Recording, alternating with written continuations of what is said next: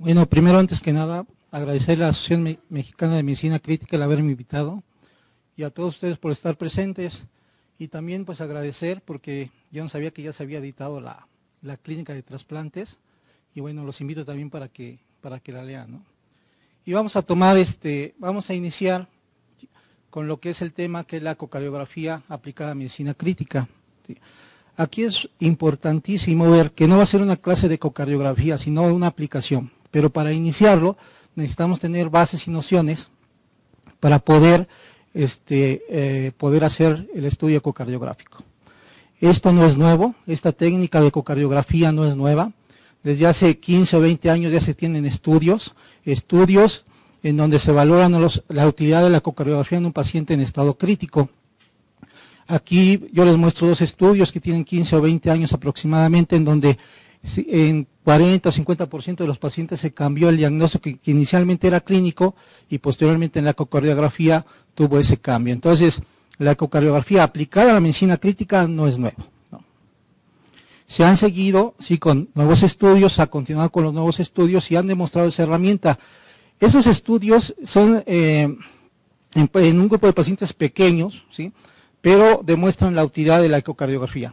Aparte, es una ecocardiografía básica que vamos a ver. Aquí es muy importante comentar que una cosa es la ecocardiografía básica, ¿sí?, con fundamentos básicos, pero que nos van a ayudar con un entrenamiento no tan prolongado, y una ecocardiografía avanzada, en donde sí tenemos que tener un adiestramiento por lo menos de un año. Bueno, ¿y cuáles serían las indicaciones? Bueno, yo me atreví, ¿sí?, en el protocolo que después vamos a ver de reanimación, en donde hay indicaciones pre-reanimación, reanimación y posreanimación, y realmente son las indicaciones de forma general. La ecocardiografía en un paciente inestable actualmente tiene una indicación 1A. Entonces, como vemos, hay indicaciones de cuidados de perirreanimación, de reanimación y de posreanimación. Aquí lo importante en relación a la aplicación de la ecocardiografía va a ser, ¿sí?, que normalmente, y en los estudios que les comenté inicialmente, ¿sí?, eran aplicados por cardiólogos. ¿Sí? Posteriormente, ya hace de 5 años a la fecha, ya la mayoría de los estudios está realizado por médicos no cardiólogos, pero evidentemente con un entrenamiento adecuado para poder realizarlo.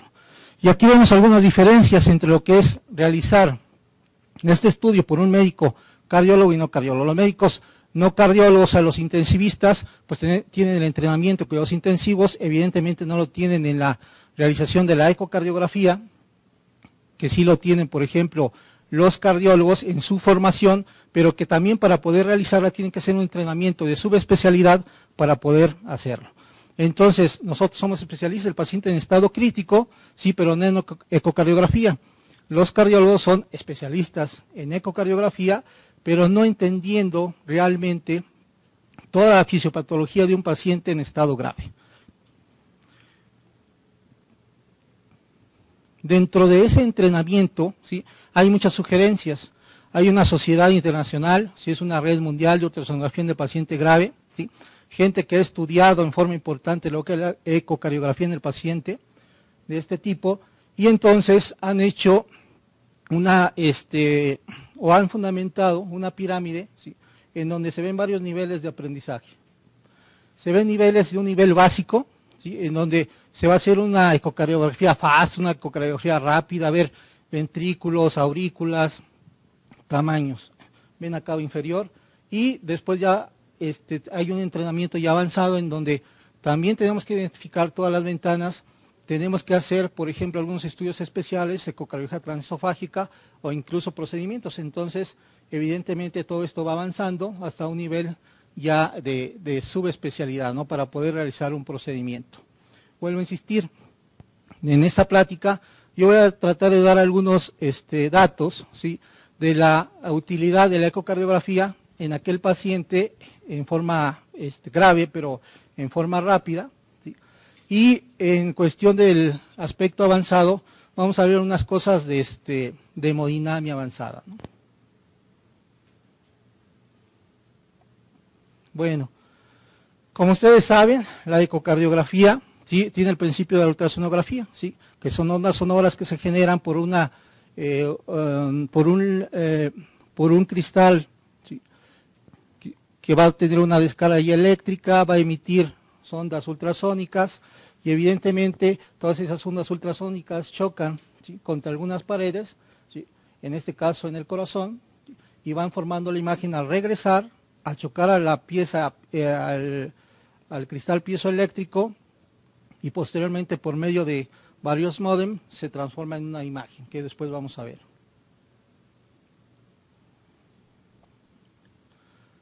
También es muy importante la evolución de los equipos, ¿sí? O sea, actualmente tenemos equipos muy portátiles que son los que a nosotros nos conviene, ¿sí? Principalmente para la ecocardiografía básica, pero también si nosotros queremos hacer varios estudios importantes, utilizar la ecocardiografía, pues en estudios de eco transesofágico, pues evidentemente necesitaríamos aparatos mucho más complejos, ¿no? Lo recomendable es utilizar lo que son aparatos más portátiles en pacientes de este tipo, ¿no? Pacientes en estado grave. Bueno, dentro de esto es muy importante las ondas, ¿sí?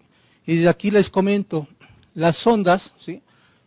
van a tener una cejita, ¿sí? Y esa ceja va a ser muy importante, como vamos a ver, para poder posicionarnos anatómicamente. Entonces vamos a tener varios tipos de sondas, y si ustedes se fijan, los ultrasonidos se van a medir por megahertz, ¿sí? Entonces cuando tenemos altas frecuencias, van a tener ciertas características, y cuando tienen bajas frecuencias también. Entonces, la sonda que nosotros vamos a utilizar, que es una sonda cardíaca, si ustedes se fijan, puede ser desde 1 hasta 5 megahertz, entonces de baja frecuencia. Al ser de baja frecuencia, ¿sí? va a tener mayor profundidad, de 20 a 25 centímetros, pero va a tener menos resolución. Si nosotros tomamos uno lineal, ¿sí? pues va a estar todo lo contrario, son de 3 a 16 megahertz, o sea, de alta frecuencia, mucha resolución, pero poca profundidad. Por lo tanto, los lineales, ¿para qué los utilizaríamos? Pues para tejidos blandos o para vasos, ¿sí? Entonces, muy importante, la sonda que nosotros vamos a utilizar es de ecocardio, ¿sí? Que es de baja frecuencia, que es de buena, o sea, como es de una baja frecuencia, la profundidad va a ser muy importante, pero la resolución va a ser muy corta. Y pues evidentemente conocer el aparato. Aunque veamos muchas teclitas, ¿sí? es importante conocer la marca y el aparato, eso va a ser fundamental. Y lo más importante en esto es ver las opciones que tenemos, ¿sí? Lo que es el teclado, el tipo de transductor que les habíamos comentado, que en este caso va a ser de ecocardio, ¿sí? Vamos a tener las ganancias y la profundidad. ¿Qué son ganancias? ¿Qué tan blanco se va a ver? ¿Sí? O sea, qué tan gris, qué tan blanco, ¿sí? Y también la profundidad, qué tan profundo lo queremos tener, ¿sí? Igual los modos, como vamos a ver, modo bidimensional, modo M, modo ecodoppler, ¿sí? Y bueno, aquí vamos por lo regular, aquí se manipula todo lo que son las mediciones, ¿no? Bueno, entonces ya con esta leve introducción y viendo viendo los aditamentos que tiene un equipo, vamos a ver los modos, ¿sí? Ahorita no se fijen tanto en la imagen, pero tenemos el modo bidimensional, ¿sí? ¿Recuerdan? ¿Sí? Lo que son los haces ultrasónicos van a generar, ¿sí? esta imagen bidimensional. Aquí lo que estamos observando, cómo van chocando con las estructuras y se van reflejando para darnos esta imagen en tiempo real. Después, si nosotros pasamos nuestro mismo transductor, ¿sí? Lo ponemos en modo M, ya no va a ser en forma bidimensional, sino que va a ser una línea, que en este caso, ¿sí? Y esta línea, este ultrasónico lo va a partir como un pastel. Entonces lo único que vamos a ver es las estructuras lineal que está partiendo en ese momento. Entonces se fijan cómo formó la imagen. En este caso estamos viendo el ventrículo izquierdo, que después ya lo vamos a comentar, ¿sí? En sístole y en diástole, en un eje paraesternal largo, ¿sí? Entonces, muy importante, el modo bidimensional y el modo M. Lo vamos a utilizar muy seguido.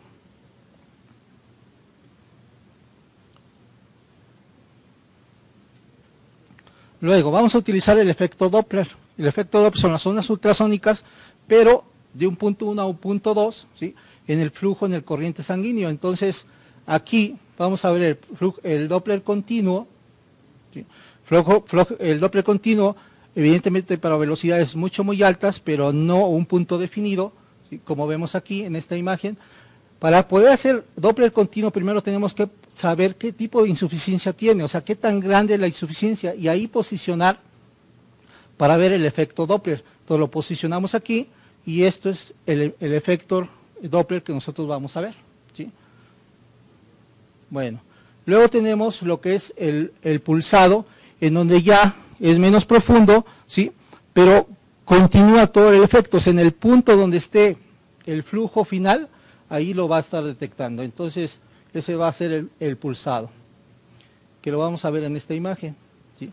Entonces, fíjense, aquí por ejemplo en el pulsado es muy útil en el flujo aórtico. En el de arriba vemos el tricuspidio. Entonces vemos el flujo aórtico y nos está mencionado el espectro de lo que es el Doppler pulsado, ¿sí? Y después el color, ¿no? El color, que para las insuficiencias pues va a ser muy importante. Recuerden, todo lo que se acerque no va a ser rojo. Hay dos imágenes, dos colores, que va a ser rojo y azul. Entonces el rojo es lo que se acerca al transductor, ¿sí? El azul es lo que se aleje. O sea, no es que sea el rojo arterial y el azul verde, digo, el azul venoso.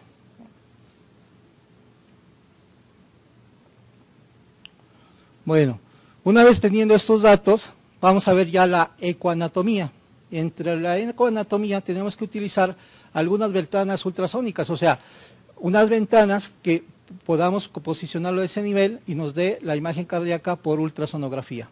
Y tenemos las más frecuentes que vamos a utilizar nosotros en medicina crítica. Va a ser la subcostal, 4 cámaras, la subcostal vena cava, la paraesternal eje largo, eje corto y apical 4 cámaras, ¿sí? Entonces volvemos, subcostal 4 cámaras, posición mi transductor a nivel subsifoideo, ¿sí? Aquí mismo vamos a ver que nada más rotando vamos a obtener la vena cava. El paraesternal eje largo lo voy a tener paraesternal en el tercer o cuarto espacio intercostal, paraesternal el lado izquierdo, ¿sí? Ahí lo voy a posicionar, y también voy a tener el eje largo y luego el eje corto y el apical 4 cámaras. Normalmente en un estudio de gabinete de ecocardiografía iniciamos, el paciente se moviliza, se pone de lado, su mano izquierda la sube en la nuca. Aquí en medicina crítica no es posible por el tipo de pacientes. Entonces nosotros, la recomendación es iniciar con subcostal, paraesternal y apical, ¿sí?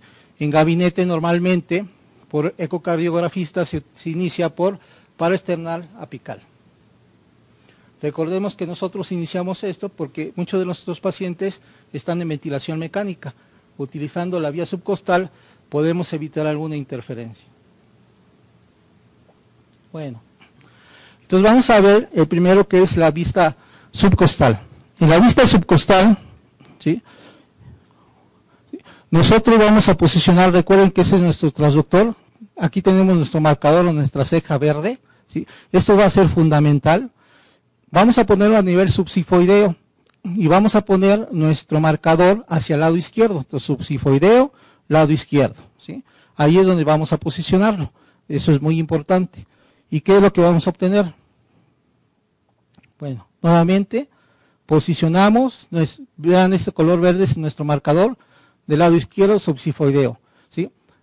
La marca, ¿sí?, el marcador va a ser importante porque va a ser nuestro punto de referencia, ¿sí? Aquí está el as saliendo de esa marca y sale a nivel apical. Como vemos aquí nuestra marca y como esta es nuestra referencia, ¿sí? Entonces, ¿qué vamos a tener aquí? Ventrículo derecho, esta va a ser la tricúspide, ¿sí?, aurícula derecha, ventrículo izquierdo, mitral y aurícula izquierda. Recuerden ustedes que aquí tienen su transductor, ¿sí? Aquí está el transductor y su marcador, ¿sí?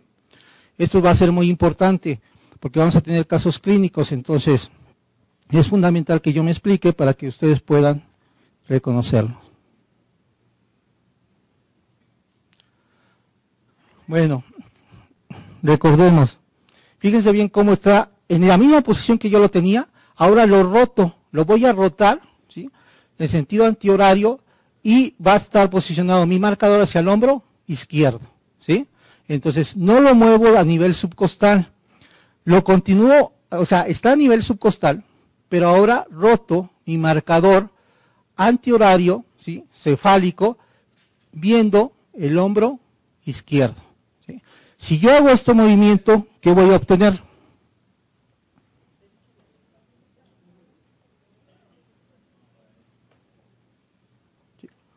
Entonces tenemos mi transductor, que está, mi marcador que está al lado izquierdo, antihorario, que ve hacia el hombro derecho, ¿sí? Miren, aquí está el marcador.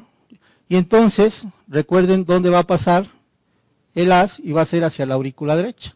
Y es lo que voy a ver aquí. Aquí voy a tener mi aurícula derecha, ¿la ven? Ahí es la aurícula derecha, este es la tricúspide, ventrículo derecho, y esta es mi vena cava. Y aquí sale la vena hepática. ¿Sí? Como a 1 centímetro más o menos está la vena hepática. Entonces tenemos la vena hepática, la vena cava. Nada más al hacer ese movimiento subcostal, que estaba del lado izquierdo, ¿sí? Hago el movimiento antihorario hacia el hombro del lado derecho y voy a obtener y va a aparecer lo que es la vena cava, que esto es fundamental para cuestiones de estudio de volumen, de taponamiento. La vena cava va a ser importante, ¿sí? Bueno, ya vimos la ventana subcostal, ¿sí? Ventana subcostal en 4 cámaras, ventana subcostal, vena cava inferior. Ahora vamos a ver paraesternal. En el paraesternal nosotros vamos a posicionar nuestro transductor en el tercero 4 espacio intercostal del lado izquierdo y mi marcador va a ver hacia el hombro derecho, ¿sí? Si yo hago esto, voy a tener la siguiente imagen. Entonces recuerden, aquí está mi marcador, aquí sale el haz, vean cómo aquí está a nivel aórtico, ¿sí? Y entonces voy a ver, ¿sí? Ventrículo derecho, aorta, si ven la aorta y la válvula, ¿no? Lo que es la aurícula izquierda, la válvula mitral, incluso se ven los tenones, músculos papilares, ¿sí?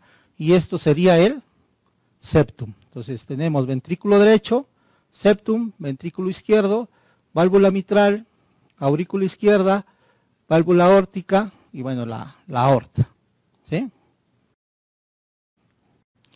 Bueno, el siguiente movimiento es, estando en ese mismo lugar, ¿sí? Lo que voy a hacer ahora es, aquí lo tengo, lo voy a rotar en sentido horario, ¿sí?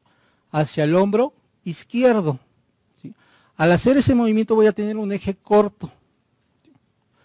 Un eje corto paraesternal. Y entonces voy a seccionar, ¿sí? Al ventrículo izquierdo. Y voy a entrar, ¿sí? Más o menos en el plano de los músculos papilares. Entonces aquí veo los dos músculos papilares. Este es el ventrículo izquierdo y esto que lo está rodeando es el ventrículo derecho, ¿sí?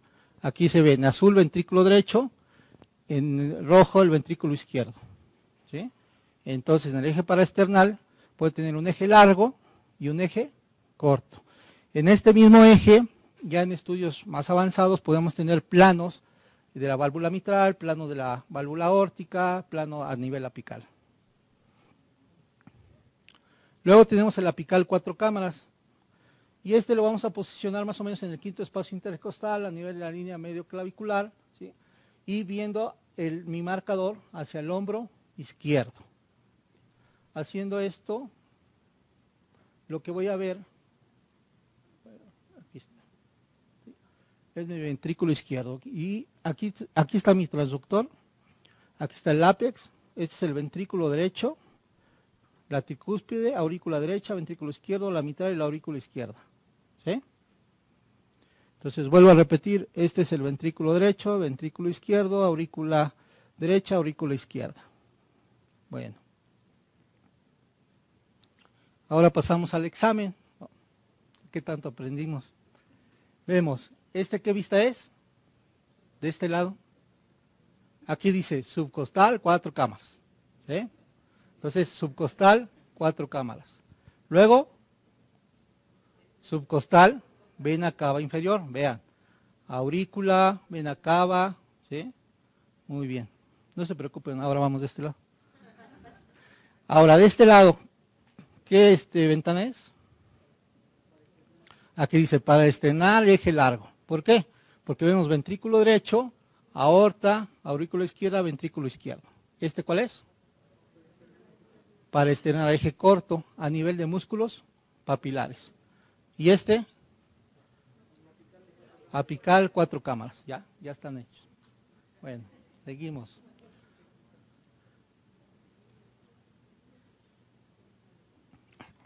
Pero ahora, bueno, ya me dijiste lo que voy a ver, pero tengo que ver algunas situaciones especiales del ventrículo derecho y ventrículo izquierdo. Si ustedes se fijan, el ventrículo izquierdo es más grande que el ventrículo derecho, ¿sí? Siempre, o sea, normal. Este es ventrículo izquierdo, este es ventrículo derecho.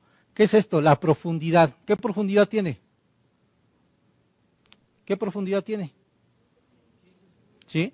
Más o menos entre 15 y 20 en una apical podemos verlo. ¿Sí? Esta es la profundidad. ¿Sí? Bueno, aquí estamos viendo el ventrículo izquierdo. ¿Y qué grosor tiene el septum? Menos de 10 centímetros, a menos de 1 centímetro. ¿Sí? Entonces, esto es importante que lo recordemos. Bueno, pero es muy importante para los intensivistas pedir a los cardiólogos qué fracción de eyección tiene, ¿no? O sea, nos interesa mucho qué fracción de eyección, ¿no? Cuando la función sistólica no nada más es la fracción de eyección. Pero bueno, ¿cómo podemos medir la fracción de eyección? Pues puede ser en forma visual, ¿sí? Por ejemplo, esto es lo normal. Si se fijan que se contrae muy bien, todos los segmentos, ¿sí? ¿Cómo lo ven? Ahí dice, ¿no? ¿Qué dice aquí? Hipercinético, ¿sí? Hipercontráctil. ¿Sí? ¿Cómo ven este? Aquí dice, está deprimido, ¿no? ¿Sí? Con hipomovilidad. ¿Y cómo ven este? Totalmente deprimido. ¿Qué fracción de eyección creen que tengan esto? Pues muy baja, ¿sí? Esta, ¿sí? Entonces, en forma visual, nosotros podemos determinar también, ¿qué vista es esta?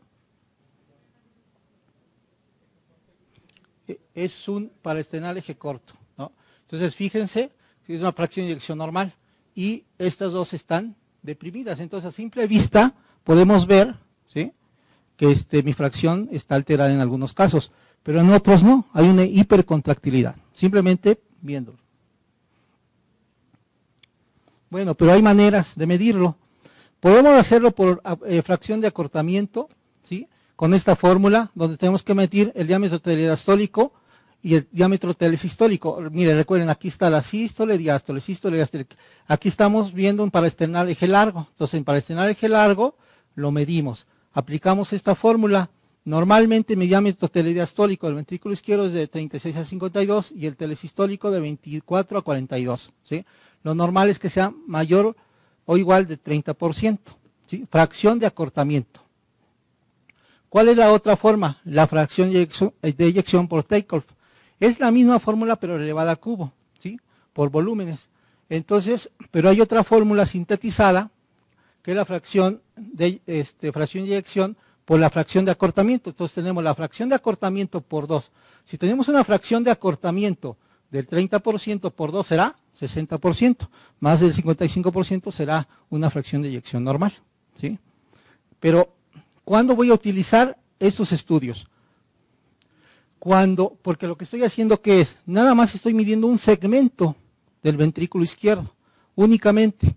Entonces, yo probablemente si yo mido otro, y si está infartado en esa cara, esté disminuido. Entonces, si el paciente no es isquémico, lo aconsejable es que se pueda medir. Pero si es isquémico, lo recomendable es hacer la fracción de eyección por Simpson, ¿sí? O por área en longitud, que es únicamente graficar en sístole y en diástole el ventrículo izquierdo, como vemos aquí, ¿sí? Todos los segmentos en esta cara apical, y me va a dar, haciendo esta aplicación, esta gráfica, ya tienen en los softwares las máquinas para que me dé la fracción de eyección. Normalmente debe ser mayor del 55%. Si está levemente deprimida será entre 45 y 55, si está moderadamente en 30 a 44, pero si ya es grave será menos del 30%, ¿sí? Entonces, es muy importante saber qué es lo que quiero medir. Luego, ventrículo derecho. El ventrículo derecho, como ya les había comentado, es más pequeño que el ventrículo izquierdo y normalmente lo podemos medir en la base o a nivel medio. Si es en la base, mide 30 milímetros o 3 centímetros, ¿sí? Normalmente la pared del ventrículo derecho va a ser de 0.5, como se grafica aquí. Entonces, si lo vemos apical, este será nuestro ventrículo derecho, forma como de pirámide. Y el ventrículo izquierdo es como una forma de una bala, ¿no? Más o menos. Y si lo vemos a nivel paraesternal del eje corto, que es como una semiluna. Entonces, vean, este es el ventrículo izquierdo y este es mi ventrículo derecho. Bueno, también a él lo tenemos que estudiar y a simple vista también hay que verlo y analizarlo. Vemos aquí, en esta imagen que vemos, un ventrículo derecho, que es este, dilatado, ¿sí? ¿Se fijan? Es el ventrículo izquierdo, normalmente debe ser más grande que el ventrículo, no, pero es mucho más grande. ¿Sí? Entonces aquí tenemos un ventrículo derecho dilatado, ¿sí? Probablemente por hipertensión pulmonar. Esa misma hipertensión pulmonar en un paraesternal, lo que me puede dar la hipertensión es un colapso sistólico del septum y darme una forma de una D, el signo de la D, de hipertensión pulmonar, ¿sí? Y de este lado, ¿qué vemos? Bueno, en este lado vemos que no se mueve en la pared libre apical del ventrículo derecho, ¿sí? Pero podemos hacer mediciones. Hacemos mediciones y comparación del ventrículo izquierdo con ventrículo derecho, sacamos nuestro porcentaje que debe ser menos de 0.6 y de acuerdo al score que tengamos, si tenemos más de 1, pues será una disfunción grave del ventrículo derecho.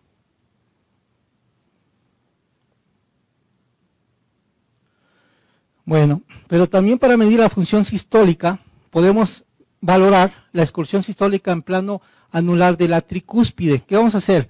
Bueno, vamos a posicionar, ¿sí? Para medir a nivel anular, o sea, en el anillo, el anillo tricuspidio, ¿sí? Posicionamos y tomamos una imagen modo M. Al ver esta imagen, el modo M, vemos la excursión del anillo tricuspidio, ¿sí? Si nosotros lo congelamos y lo medimos y la medición, ¿sí? Da más de 18, esta excursión, este movimiento, quiere decir que el ventrículo derecho se está contrayendo muy bien. Entonces tiene un TAPSE más de 18 y está bien el ventrículo derecho. Pero si es menos de 18, ese ventrículo está disfuncionando, ¿sí? Entonces lo podemos medir por medio del TAPSE, que simplemente son las siglas de excursión sistólica en el plano anular de la tricúspide. Bueno, una vez que ya hicimos una leve introducción, ¿sí? Principalmente de los planos, de la ecoanatomía y de lo que vamos a encontrar en el ventrículo derecho y el ventrículo izquierdo, cómo lo podemos diferenciar, vamos a ver unas aplicaciones que al intensivista, ¿sí?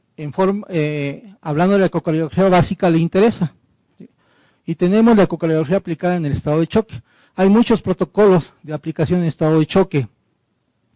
Aquí lo importante es hacer y tomar las imágenes en forma adecuada para llegar a un diagnóstico. Entonces nosotros tenemos a nuestro paciente, ¿sí? Pues que está chocado, y está hipotenso, pálido, frío, sudoroso, taquicárdico. Y bueno, dependiendo de la clínica del paciente y del interrogatorio, pues podemos pensar todas estas cosas, ¿no? Es ahí donde nos podríamos quedar, pero si utilizamos la herramienta de la ecocardiografía, pues nos puede ayudar a ampliar un poco más, ¿sí? No quiere decir que nos va a salvar, pero sí nos puede dar un apoyo para poder dar un lineamiento de un diagnóstico a seguir y confirmar. Entonces, hay algunas, a mí me gusta la tarjeta que se utiliza en el protocolo FATE, que es la ecocardiografía focalizada en el paciente grave, ¿sí? ¿Por qué? Porque me ayuda más o menos a recordar, ¿sí? Todo lo que hemos visto. Entonces, vamos a recordar. Nos recomienda que siempre hagamos, si ustedes ven, dice 1, 2, 3, 4, entonces el primero va a ser el subcostal, por el tipo de paciente que nosotros vemos. Entonces, este es un ¿qué? Un eje, es una ventana subcostal, ¿no?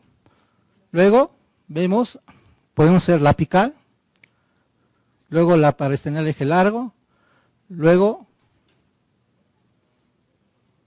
el eje corto, ¿sí? Y se agrega uno, que es el pleuropulmonar, ¿sí? El pleuropulmonar, pues que evidentemente me va a dar la alternativa si hay un derrame pericárdico, digo un derrame pleural. ¿Sí? Y entonces, en el paciente en estado de choque se le sugiere, ¿sí? que se lleve un control adecuado, con hojas de consenso también realizadas para ese fin. Nosotros proponemos, perdón,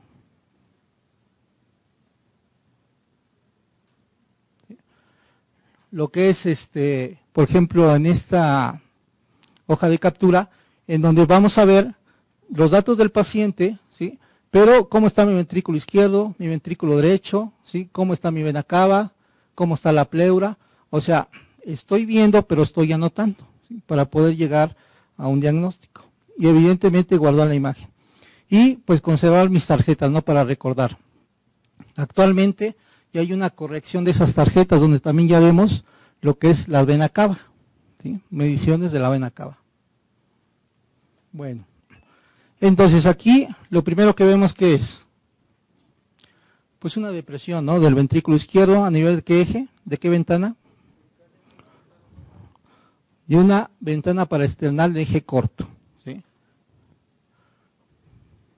Luego fíjense ese ventrículo cómo está hipercinético, ¿sí? Probablemente tengo una hipovolemia severa, entonces está muy taquicárdico, está hipercinético, ¿sí? Muy acelerado, muy taquicárdico. Luego, ¿qué vemos? El taponamiento cardíaco, ¿sí? Vean, ahí está el corazón. ¿Qué ventana es esta? ¿Qué es esto? Es el hígado, ¿no? Entonces una ventana subcostal, ¿sí? Entonces subcostal, 4 cámaras, y entonces vemos una imagen anecoica, que es líquido, que rodea el corazón, ¿sí? Pero fíjense cómo existe colapso sistólico de la aurícula y colapso diastólico del ventrículo izquierdo. El paciente está con taponamiento cardíaco. Aquí que vemos, pues un derrame pleural, ¿sí? Aquí estamos viendo lo que es el hígado, el pulmón, y la imagen anecoica, o sea, negra, ¿sí? Es el líquido. Probablemente sea fibrina. Luego, lo que habíamos dicho, hay hipertensión pulmonar, el ventrículo derecho está muy incrementado, hay un colapso diastólico del septum, y obtenemos un signo, ¿sí? Que es el signo de la D, ¿sí? Donde podemos encontrar una hipertensión pulmonar. Y aquí que encontramos al final, pues en paro, ¿no? Está en la sistolia. Bueno, primero, ¿para qué nos sirvió esto? Tuvimos un razonamiento clínico, ¿sí? Y pensamos en varias posibilidades. Si había la duda, pues la ecocardiografía nos puede apoyar para llegar a ese diagnóstico. ¿Por qué? Porque el tratamiento pues, es diferente, ¿no? En el primero, ¿qué vamos a utilizar? Pues probablemente inotrópicos, ¿no? En el siguiente, pues es hipovolemia severa, van a ser líquidos. En la siguiente, pues, que es pericardiocentesis, ¿no? Hay que drenarlo. En la siguiente, pues, instalación de sonda endopleural, ¿no? La siguiente, probablemente trombolisis, ¿sí? Y en la siguiente, pues, continuar la dimensión cardiopulmonar. ¿Sí? Bueno, en ese aspecto es muy importante, ¿sí? Revisar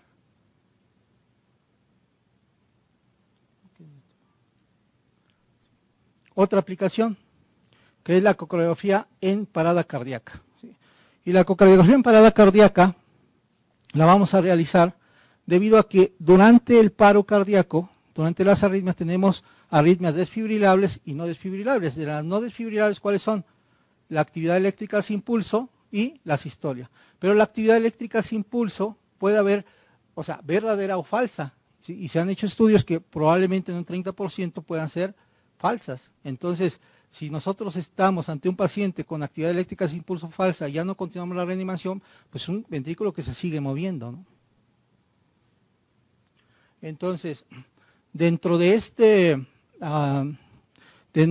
introducción de la ecocardiografía en todo lo que es la reanimación, es importante respetar todos los lineamientos internacionales, ¿sí? Establecidos por el ACLS. Entonces, siguiendo varios pasos, nosotros los respetamos para poder hacer este estudio. Y dentro de los que nosotros podemos descartar, pues es el taponamiento cardíaco, puede ser el problema de insuficiencia cardíaca o la hipovolemia. Bueno, ¿y cómo lo vamos a hacer? Bueno, ya hay protocolos establecidos para hacerlos. Aquí en este protocolo son 4 fases, en donde primero que nosotros tenemos que hacer es preparar absolutamente todo, ¿sí? Segundo, posicionarnos en forma adecuada. Por lo regular, se sugiere que es a un lado del reanimador, donde va a estar el que va a hacer el ultrasonido, y en ese momento obtenerla. Cuarto es realizar, o sea, continuar la reanimación cardiopulmonar una vez que ya se ha hecho el estudio ecocardiográfico, y ya por último la interpretación, y junto con el coordinador o el encargado de la reanimación, ver qué posibilidades diagnósticas se tuvieron y qué es lo que se sugiere hacer. Entonces, dentro de los hallazgos podemos tener múltiples, podemos decir, bueno, este paciente tuvo actividad eléctrica sin pulso, ¿sí? Pero es falsa, entonces hay que continuar con nuestra reanimación, ¿sí? Probablemente con inotrópicos, con volumen, dependiendo de los hallazgos que nosotros encontremos. Puede ser que tenga insuficiencia cardíaca por un problema de un infarto, o sea, un problema isquémico agudo, bueno, pues entonces el tratamiento correspondiente probablemente con inotrópicos. Entonces, dependiendo de la causa, ¿sí?, es el tratamiento que se va a sugerir, ¿sí?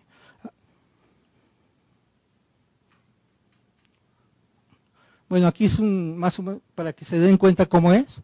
Fíjense, lo están reanimando, ¿sí? Un paciente que tiene actividad eléctrica sin pulso, ¿sí? Se le pide que se palpe el pulso cuando se está reanimando al paciente. Se está realizando la reanimación. Si el coordinador cree prudente que se haga el eco, en ese momento se le dice, y se está preparando para poder hacer el estudio ecocardiográfico. Si se fijan, es actividad eléctrica sin pulso.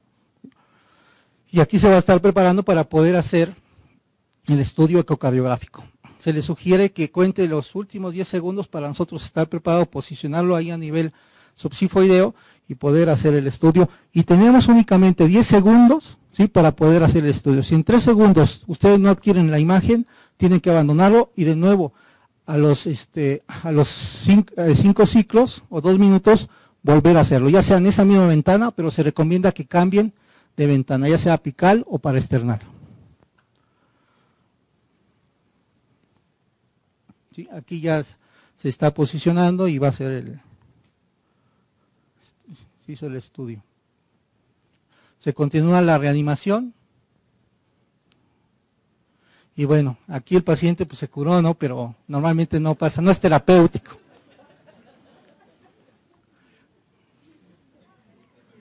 Ojalá y lo recuerden. Luego, otra aplicación importante es la ecocardiografía aplicada, ¿sí?, en hipovolemia severa, ¿sí? Entonces, nosotros tenemos mi paciente que tiene una hipovolemia severa. No estamos hablando de hipovolemia moderada, es severa. Y en ese tipo de pacientes podemos tener también algunas ayudas ecocardiográficas. Por ejemplo, aquí, ¿qué es lo que estamos viendo? Un ventrículo hipersinéctico y que casi se está juntando, ¿no? O sea, hay una obliteración telesistólica, lo que dicen que las paredes se besan, ¿no? O sea, se juntan bastante. Pero también podemos medir el área, o sea, medimos el área telediastólica y si tenemos menos de 5 centímetros cuadrados, pues mi paciente tiene una hipovolemia severa, ¿sí? Vuelvo a insistir, esto es en forma introductoria. Tenemos que hacer muchas consideraciones porque probablemente ese paciente no es que tenga hipovolemia, probablemente tenga un taponamiento cardíaco que está haciendo que se oblitere, ¿no? O sea, son simplemente situaciones, ¿sí?, para que se den cuenta de la importancia de la ecocardiografía, pero todo el contexto clínico de las patologías que puede tener en ese momento es fundamental o importante.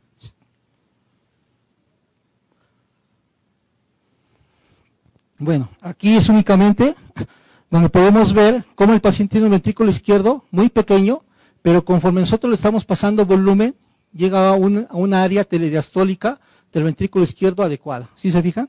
Como es muy pequeño y paulatinamente va mejorando. Allí es un indicador de respuesta a volumen, ¿sí? Bueno, la siguiente es ver la dimensión estática de la vena cava inferior al final de esa expiración, ¿sí? Cuando tenemos a la final de la expiración menos de 10 milímetros, pues evidentemente le falta volumen, ¿sí? Hay un colapso, si ustedes se fijan, hay un colapso, ¿sí?, telespiratorio, o sea, en la inspiración, ¿no?, del paciente. Entonces aquí es muy importante nuevamente repetirles. Aquí vemos aurícula derecha, vena cava y la vena hepática. ¿Qué es lo que estamos viendo aquí?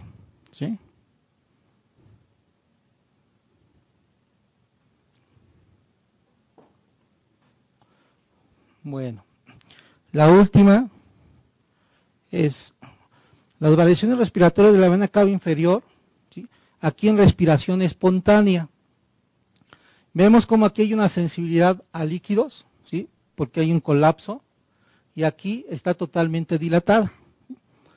Si nosotros la vemos, simplemente por vista, no hay ningún problema, podemos ver cuál es la que sí está colapsada y cuál no responde a volumen, ¿sí? Pero podemos hacer, ¿sí?, el índice de lo que es la colapsabilidad de la vena cava inferior.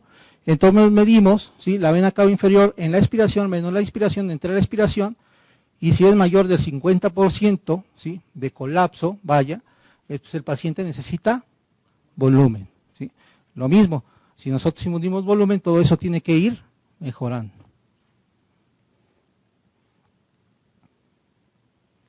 Bueno, pero los pacientes con ventilación mecánica, su patrón respiratorio cambia, ¿sí? Entonces aquí ya en la inspiración, que era colapso, pues va a ser en la expiración. Por lo tanto, volvemos a hacer lo mismo. Fíjense, aquí, como si hay una sensibilidad a fluidos, pero evidentemente aquí está totalmente dilatada, a simple vista. Pero podemos hacer la fórmula, ¿sí?, de distensibilidad. Recuerden, la fórmula anterior era de colapsabilidad. En este caso es de distensibilidad. Y entonces, ¿sí?, podemos hacer lo que es vena cava a la inspiración menos a la expiración entre la inspiración. Si es mayor del 18%, el paciente amerita volumen. Bueno, pero como ya después de haber revisado todo esto, ya más o menos entendemos de lo que se trata, vamos a ver dos casos clínicos, ¿sí?, en donde ustedes me van a ayudar. Entonces tenemos el caso clínico, aquí un varón de 67 años, que es ingresado a la unidad de cuidados intensivos por disnea y dolor torácico. ¿Sí? Y tenemos esta imagen. ¿Sí? ¿Sí? Aquí, ¿qué vista es? ¿Qué ventana? Subcostal. Vean el hígado, ¿sí?, y está rodeada de una imagen anecoica, ¿sí? Entonces es una vista para extender eje largo que muestra derrame pericárdico de gran tamaño, ¿sí? Tiene derrame pericárdico. Bueno, yo les pregunto, ¿es un taponamiento? ¿Por qué sí, por qué no? A ver, levante la mano lo que piensan que es taponamiento. Taponamiento cardíaco. ¿Nadie está de acuerdo que es un taponamiento?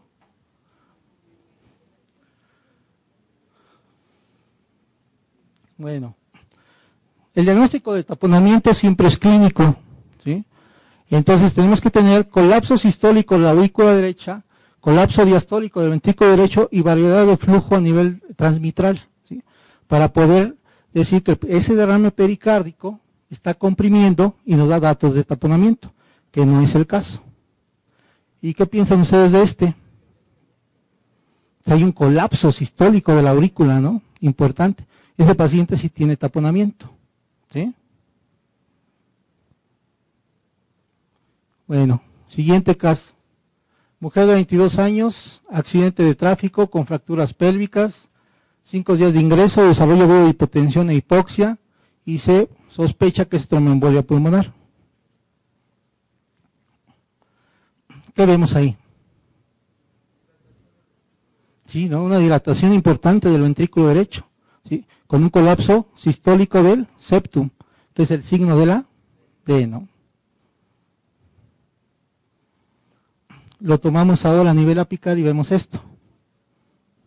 Igual, vemos un ventrículo derecho crecido, ¿sí? Hay hipocinesia de la pared libre del ventrículo derecho, pero con contractilidad conservada a nivel del ápex. Entonces, si hay hipocinesia con contractilidad en el ápex conservada, es el signo de McConnell, ¿sí?, que es un signo con un 70% de sensibilidad y un 80% de especificidad para tromboembolia pulmonar, ¿sí? O sea, no es específico para... ¿sí? Entonces aquí, ¿cuál sería la sugerencia diagnóstica? Que si si nosotros pensábamos que desde el punto de vista clínico era tromboembolia pulmonar, lo confirmamos con algunos datos ecocardiográficos. Entonces podríamos ver en ese momento si podemos trombolizar al paciente o no. Bueno, hasta aquí fue un poco de ecocardiografía básica, ¿sí?, de la importancia que tiene, de la aplicación, ¿sí?, y que bueno, en un momento dado con protocolos ya establecidos podemos llegar a un diagnóstico, viendo 3 condiciones que ya habíamos comentado, ¿no? Estado de choque, lo que es la ecocardiografía en la reanimación cardiopulmonar, y pues lo último que es la respuesta a volumen, ¿no? Si el paciente le falta volumen o si es respondedor a volumen, pero desde un punto de vista de ecocardiografía básica. Ahora vamos a ver lo que es ya un poco de ecocardiografía avanzada, lo que es un monitoreo hemodinámico, y para esto vamos a utilizar una herramienta. Acuérdense que teníamos un modo bidimensional, un modo M, ahora vamos a utilizar mucho el Doppler, ¿sí?, el efecto Doppler.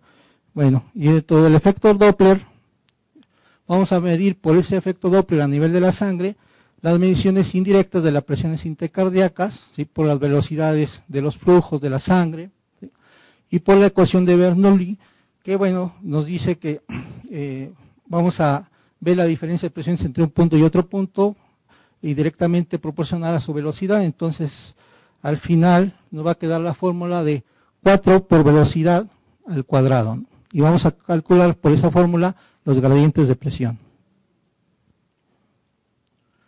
Bueno, siempre nos dicen, bueno, ¿podemos calcular gasto cardíaco? Pues sí, si ustedes se fijan, aquí tenemos gasto cardíaco es igual a frecuencia cardíaca por volumen latido. Vamos teniendo ya la frecuencia cardíaca nosotros, y nosotros por el volumen latido vamos a tener por pi, por radio del tracto de salida del ventrículo izquierdo, por la velocidad integral, que es la velocidad, que es el VTI. Entonces vamos a calcular aquí el tracto de salida a nivel aórtico, ¿sí?, y lo que es la medición del flujo aórtico, pero al graficarlo tenemos esa velocidad, ¿sí? Entonces, ¿qué gasto cardíaco tiene este paciente? Pues aquí ya lo grafican, ¿no? Aquí está la medición de la aorta, la medición del VTI, ¿sí?, y aproximadamente tiene 9.3 de gasto cardíaco, y también nos da el índice cardíaco de 5.4, ¿no? Entonces ya estamos calculando la máquina por un software. Si yo le doy el tracto de salida y la integral de flujo del VTI a nivel aórtico, me da lo que es el gasto cardíaco y el índice cardíaco. Pero hay estudios de Fisher, por ejemplo, del año 2009, donde correlaciona varios estudios y no hay una buena correlación. Después vamos a ver qué es lo que vamos a sugerir para que evidentemente nos acerquemos más a un gasto cardíaco adecuado. Bueno, ¿y qué presiones vamos a tomar? Pues presión de la aurícula derecha, presión sistólica de la arteria pulmonar, presión diastólica de la arteria pulmonar y resistencias vasculares sistémicas. Y del lado izquierdo, la presión de la aurícula izquierda. Bueno, para calcular la presión de la aurícula derecha hay 3 formas. La que ya vimos, que es la vena cava inferior, midiendo lo que es cuánto mide la vena cava inferior y cuál es su porcentaje de colapsabilidad, ¿no? Y más o menos con esa relación sabemos qué presión de la aurícula derecha va a tener. Pero también podemos utilizar, porque es más específico y más sensible, lo que es el llenado, ¿sí?, sistólico-diastólico de la vena hepática. Otro método es la relación de la onda E. Aquí lo que vamos a utilizar ya es el Doppler tisular, y el Doppler tisular es ubicarlo a nivel del flujo transmural, en este caso del lado derecho, y nosotros vamos a ver, ¿sí?, un flujo, un espectro sistólico-diastólico, ¿sí?, y en la diástole vamos a tener una onda E y una onda A, ¿sí? Entonces vamos a medir esta relación entre la onda E de un flujo diastólico y la onda E de un flujo diastólico, pero del Doppler tisular, ¿sí? Al final, él hizo el estudio, la comparación, y sale mejor especificidad, ¿sí?, y sensibilidad si utilizamos la fórmula, ¿sí?, de llenado sistólico de la vena hepática. Pero regularmente nosotros seguimos utilizando lo que es la vena cava inferior. Luego, para medir la presión sistólica de la arteria pulmonar, igual mido el flujo en color, ¿sí? Ahí lo posiciono para poder tener mi espectro, ¿sí?, del flujo y ver cuánto se tiene. Entonces, para medir la presión sistólica de la arteria pulmonar, tenemos la velocidad de la insuficiencia tricuspidia, que aquí está, ¿sí? Utilizamos la ecuación de Bernoulli, ¿sí?, y aplicamos nuestra fórmula. Para calcular la presión sistólica de la arteria pulmonar va a ser gradiente de insuficiencia tricuspidia más presión de la aurícula derecha.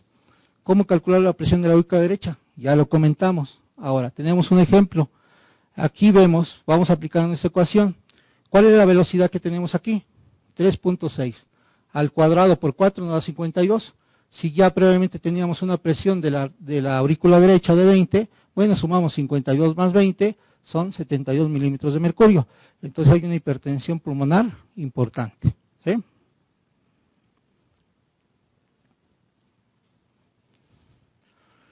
Bueno, como ya les había comentado, se hicieron algunos estudios por Fisher, ¿sí? Y bueno, en esta tabla de correlación, pues evidentemente se ve que hay una diferencia muy importante, incluso de 15 milímetros de mercurio. Hay otro estudio que se realizó, ¿sí?, en donde ellos no utilizan gradiente de presión, sino velocidades en pacientes que tenían hipertensión pulmonar no severa, y se acercaba más al medir velocidades, no lo compararon. Todo esto es comparado con el gold standard, ¿no?, que es el cateterismo derecho. Y pues evidentemente si nos fijamos, de todos los pacientes que pensábamos con 33, se confirmaron 12. ¿Sí? Entonces, ¿cuáles serían las recomendaciones? Bueno, pues medir en diferentes vistas, o sea, no conformarnos de ver nada más el flujo en una sola vista, en una sola ventana, sino en ver varias ventanas. Segundo, usar el ecodoppler para mejorar el alineamiento de color, ¿sí? O sea, si nosotros tenemos un flujo de color adecuado, podemos alinear mejor y tener un mejor resultado y una presión más real. Buscar datos indirectos de hipertensión pulmonar, ¿cuáles son? Crecimiento del ventrículo derecho, signo de la D, todos los que ya comentamos. Usar contraste. Si no lo vemos muy bien, podemos utilizar un medio de contraste para poder magnificar la insuficiencia tricuspidia.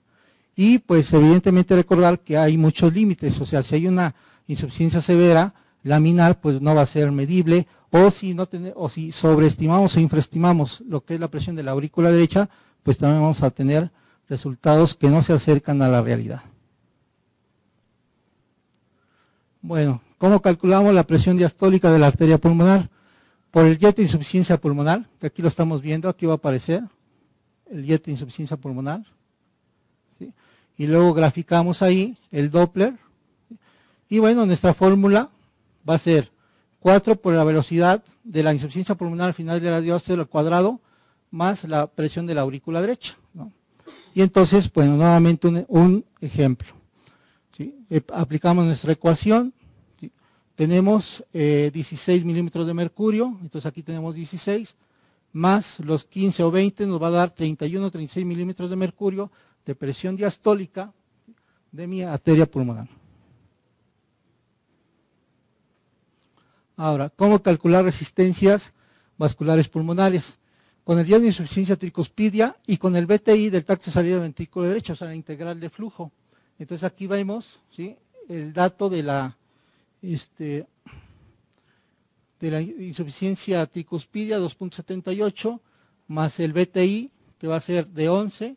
Entonces aplicamos la fórmula, que es resistencias vasculares pulmonares 10 por la velocidad, ¿sí?, de la insuficiencia tricuspidia, ¿sí?, entre el tracto de salida del BTI del tracto de salida del ventrículo derecho más 0.16.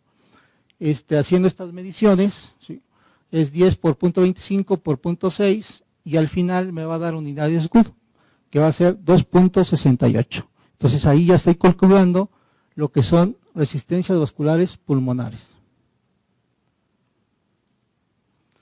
Bueno, y ya por último, revisar lo que es la presión de la aurícula izquierda, porque muchos, bueno, vamos a medir la PCP, ¿no?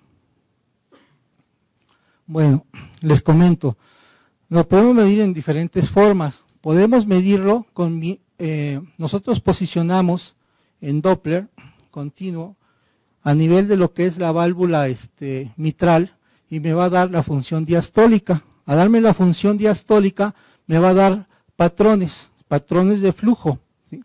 Entonces patrones de llenado, en donde la primera onda positiva va a ser la onda E y la onda A. Este es un patrón normal, siempre que lo posicione la función diastólica va a ser normal. Pero podemos tener alteraciones, ¿sí?, en relación al flujo, inversiones de la onda EA, ¿sí?, como puede ser el tipo 1, donde la onda E es más pequeña que la onda A, donde está pseudo normalizado o hay un patrón restrictivo importante. Entonces, dependiendo de ese patrón, ¿sí?, ustedes pueden calcular la presión. Por ejemplo, si tenemos 4, tenemos un patrón restrictivo, lo más probable es que tenga PCP alta, mayor de 22 milímetros de mercurio, ¿sí? Si tiene un patrón 1, ¿sí?, pues probablemente lo tenga, pero no tan importante. Bueno, el que se sugiere que se realice es el tomar la relación E', que lo estamos viendo aquí. Lo mismo, vamos a tomar el ecodoppler a nivel mitral para mi función diastólica y el doppler tisular, ¿sí?, a nivel de lo que es ya sea la pared del septum o pared lateral, para ver la relación E'. O sea, E es la onda E de la función diastólica y E' es la función diastólica, pero del doppler tisular. Al hacer esta relación, por ejemplo, aquí lo hicimos a nivel septal, en una tenemos 80 y en el otro tenemos 4. Entonces tenemos 20 milímetros de mercurio, o sea, tiene incremento de la PCP, ¿no? Entonces, si nosotros tenemos una onda E', o sea, menor de 8, tiene muy buena sensibilidad y especificidad. Si tomamos una onda E', 8 a 15, también, perdón, mayor de 15, también, o sea, podemos asegurar que mi paciente tiene incremento de la PCP. Pero si mi paciente está entre 8 y 15, va a ser la zona indeterminada. O sea, no vamos a saber si esos pacientes tienen una PCP alta o una PCP baja. Entonces, dentro del trabajo de Nobel, nos comenta, para saltar este obstáculo, ¿sí?, en que nosotros, si tenemos pacientes con presiones de llenado altas, con fracción de eyección normal, ¿sí?, bueno, si está menos de 8, no hay problema, ya sabemos que es menos de 8. Si es mayor de 15, tampoco. Pero lo que nos interesa es a este nivel, ¿sí?, en donde no sabemos si está elevada o no. Entonces, si nosotros hacemos el cálculo del volumen de la aurícula izquierda y es menor de 34, la relación AR, onda A, menor de 0, la mayor valsalva, y donde la onda EA a nivel diastólico disminuye 0.5, donde la presión de la arteria sistólica es menos de 30, y donde el tiempo de relajación del ventrículo izquierdo entre la relación del tiempo de la onda E' es mayor de 2, pues es normal. Todo lo contrario será que está elevada, o sea, mayor de 15. Este es en un paciente que tiene fracción de eyección normal. Pero hay pacientes que tienen fracción de eyección deprimida. Entonces ahí lo que se sugiere no es utilizar inmediatamente la relación E', sino lo que es la relación EA, ¿sí?, la que habíamos dicho del flujo diastólico. Entonces, de acuerdo a esa relación de EA, si la tengo menor de 1, va a ser normal. Si es mayor, bueno, una onda mayor de 2, con un tiempo de desaceleración de esa onda menor de 150 milisegundos, va a ser alto. Y si aplico las mismas fórmulas y son normales, ¿sí?, será normal. Si están incrementadas, estará alto, ¿sí? Bueno, ya por último, comentarles la ecocardiografía. Bueno, la ultrasonografía no es únicamente lo que es hacer la ecocardiografía en torno a las ventanas que hemos visto. Actualmente, y por iniciativa de un médico francés intensivista, se inició y creó lo que es la ultrasonografía pulmonar, que es una realidad, ¿sí? Y la ultrasonografía pulmonar, junto con la ecocardiografía, me da más datos. Yo pienso que hay una tromboembolia pulmonar. Le hago una ultrasonografía pulmonar y la sensibilidad de especialidad va a aumentar en forma importante, ¿sí? Pero si aparte yo le hago un ultrasonido vascular, créanme que esa sensibilidad de especialidad para confirmar que es una tromboembolia pulmonar pues evidentemente se va a incrementar. Pero también podemos utilizar la ultrasonografía a nivel abdominal, lo que es huesos y tejidos, nervio óptico para saber lo que es la presión intracraniana. Yo os invito a leer este tipo de artículos, son muy interesantes, ¿sí? Y lo que es la vía aérea. Bueno, por último, pues invitarlo a los cursos que realizamos. Desde hace 3 años estamos haciendo el Diplomado Superior Universitario de Ecocardiografía en Medicina Crítica. Ya ahorita va la 3ª generación, ya hay 5 egresados, intensivistas, ecocardiografistas, con un diplomado superior universitario que está catalogado como posgrado, se realiza en el Centro Médico ICEMIM, en Toluca. Y también ya tenemos un programa internacional de una red de ultrasonografía que se llama WinFocus, que en este año se hizo y el próximo año espero que se continúe. Cualquier información que, no es comercial, pero cualquier información les dejo mi correo para que estén enterados. Bueno, y desde el volcán, pues muchas gracias, volcán de Toluca.